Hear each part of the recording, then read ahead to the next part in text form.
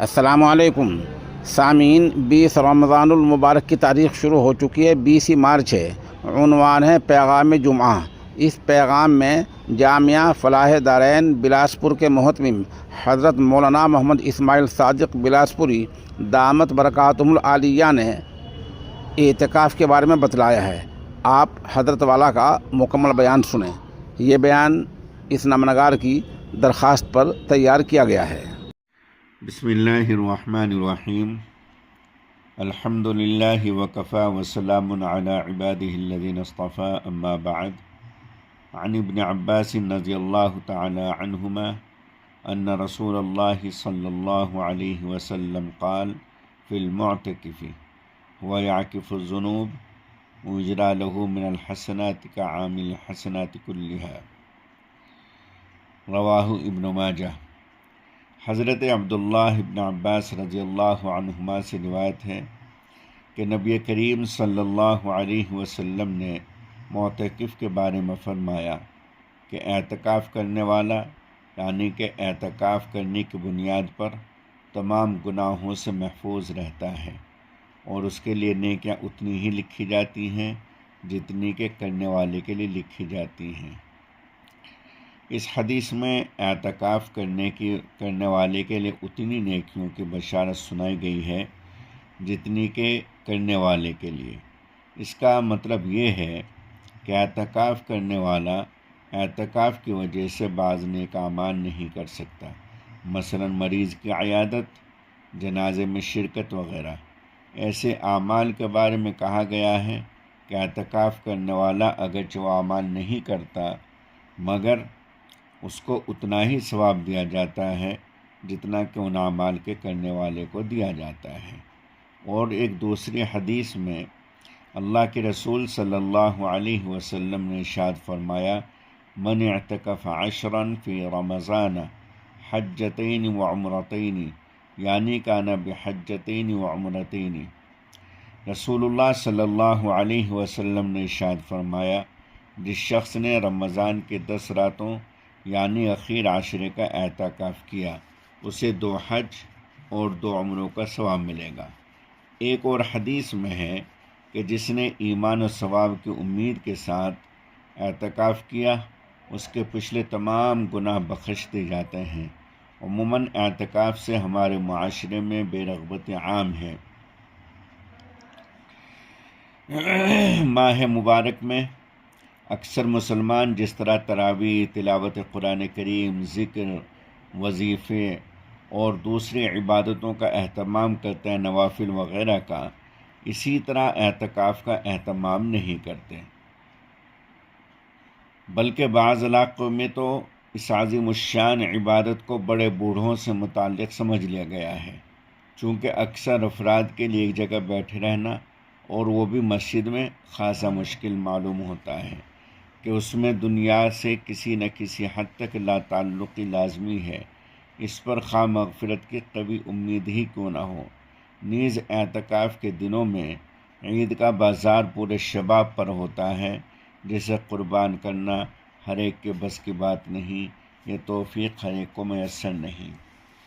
تو اس لیے ہمیں چاہیے کہ ہم اب ہر مسجد میں، محلے کی ہر مسجد میں اعتکاف کا اہتمام کریں۔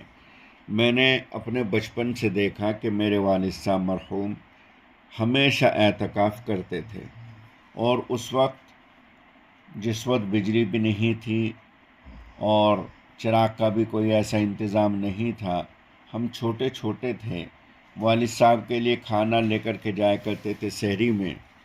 مسجد میں بیت الخلاء نہیں تھا تو والد صاحب گھر ہی آتے تھے بیت الخلاء کرنے کے لیے، فارغ ہونے کے لیے، لیکن آنے کا جو طریقہ تھا وہ نظریں جھکا کر کے سیدھے استنجے خانے میں، اور نظریں جھکا کر کے سیدھے استنجے خانے سے واپس، اگر کسی نے سلام کر لیا تو سلام کا جواب دے دیا، ورنہ تو خیر خیریت بھی نہیں پوچھتے تھے۔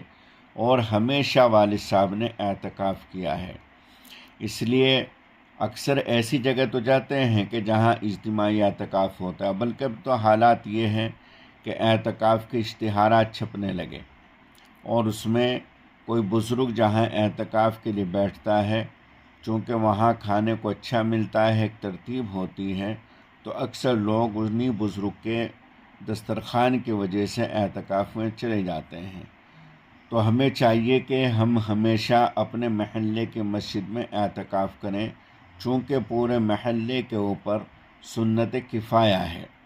سنت کفایہ کا مطلب یہ ہے کہ اگر اعتکاف کسی ایک نے، دو نے کر لیا تو سب کی طرف سے ادا ہو جائے گا، اور اگر کسی نے بھی نہیں کیا تو سنت چھوڑنے کا پورے محلے والے کو گناہ ہوگا، پورے محلے والے اس گناہ میں برابر کے شریک رہیں گے۔